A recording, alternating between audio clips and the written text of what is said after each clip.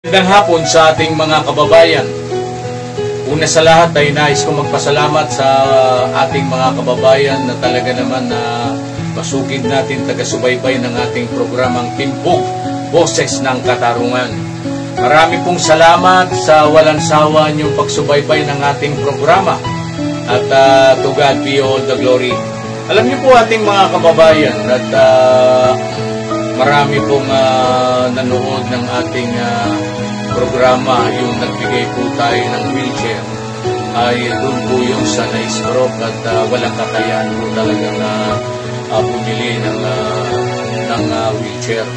At tayo po hindi po nagsawang manalangin.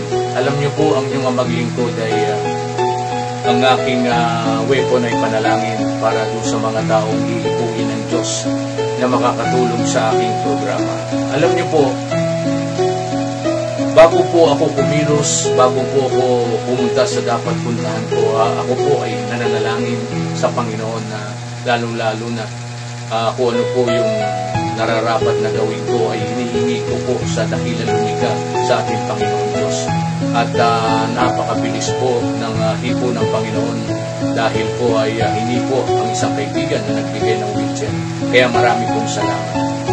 Pare sir, nag-start ako mga 97 yung pagtitinda ng ganito. Alam niyo tayo, bilib po ako sa inyo dahil kayo ay lumalaban ng parehas. Sa pamamagitan nito, nakapag-aral ba yung mga anak po ninyo? Tapos po sir, yung nag-iisa lang naman yun sir, yung anak ko. Ganun. Diyan ko po kinukuha yung kanyang mga pang-allowance, pati pagkain namin. Sa ating ma-encourage yung ating mga kababayan, ano sasabihin mo?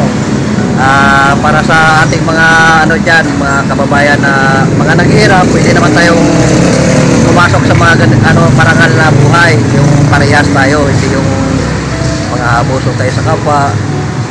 Mas maganda yung natin, igihan natin makarating tayo sa Panginoon.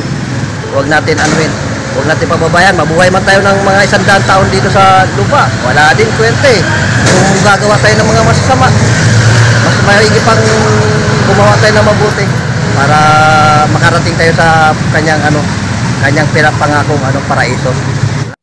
Ito po yung diskarte ni Tatay Danny at nakakatulong po ito sa pangangailangan ng pag-aaral po ng kanyang anak at nakakatulong din sa pang-araw-araw po nila ating mga kababayan. Ito po yan, namimili siya, kinukumpuni niya at pinagbibili na rin. Ganyan ang diskarte.